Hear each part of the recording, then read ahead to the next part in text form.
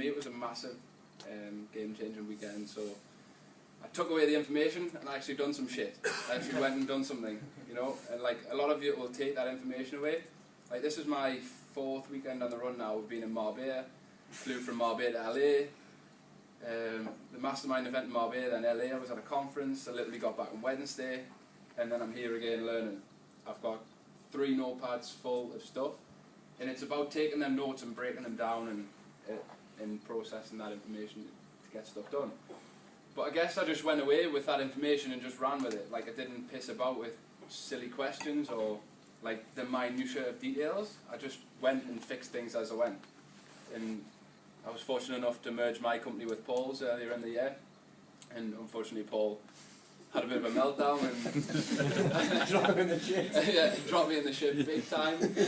And I think we were operating at about 8 and 9 locations at the time, and since I've took on Paul's shares, bought his shares out, I've actually grown up to about 16 locations now, and we're constantly pushing forward. And like John was saying, the community work that we're doing was great. Hearing what Brian and Carrie said, I work with them quite closely as well on a weekly basis, and it's just about, I guess, providing as much value to the people that come into your lives as you can. And like, you might want to write this down, guys. People invest so much money into developing themselves, but they never actually think about the time investment.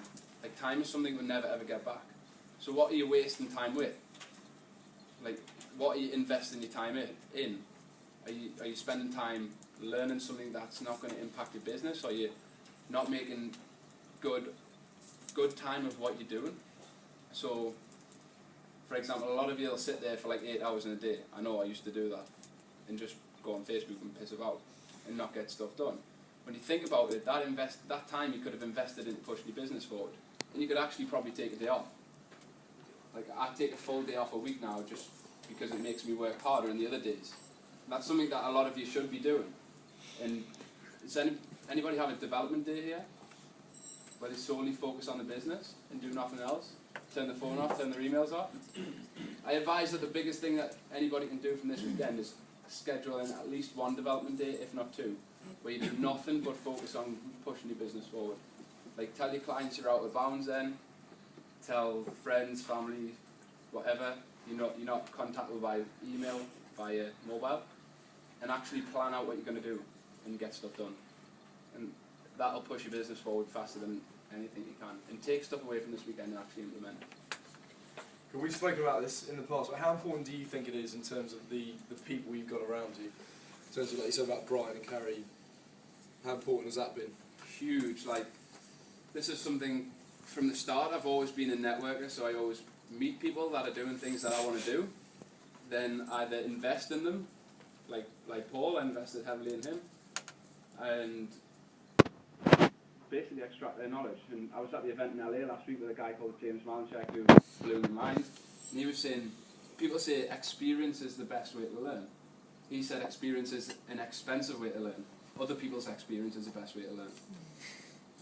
And that resonated massively with me, because that's, instead of going around here trying to find your route from A to B, just pay somebody, or I should say invest, sorry, because it's not a payment, it's an investment. Invest in somebody that can get you there quicker, and that'll fast track your time. Like, I've probably been in the industry a lot less time than a lot of people, like 2.5 years, and I've been a trainer. But I've actually invested in people that can fast track me to where I want to go. And I take knowledge and I actually use it. Well, where do you see yourself? Yeah, thank you.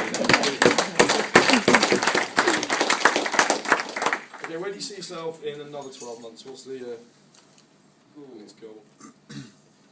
Gotta get these 4 weeks out in my head first. Do you think that far ahead, or is it? Yeah, you know what? This is something that I might get shot at by the success gurus or whatever, but I've never had a written goal. Yeah. Yeah. And my thoughts on goal setting is like, you can write down a number of how much you want to earn, you can write down how many locations, how many clients you want, but really, is that what it is? Is that your driving force, just to get a number? Because each of those numbers is a story, each of those numbers is a person's life.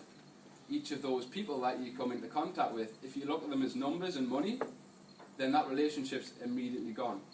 And until you get that in your head and get around that, then you'll never push forward with things. And my personal thoughts on goal setting is that it can tunnel vision you.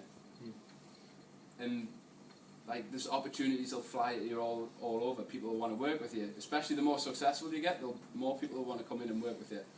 And sometimes those opportunities are the great ones, like myself working with Paul, and sometimes those are just good opportunities.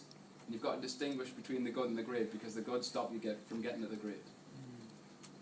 Okay, so you need to basically realise what is a good opportunity, what's a great opportunity, and run with the great stuff and forget about the rest. And don't get shiny object syndrome.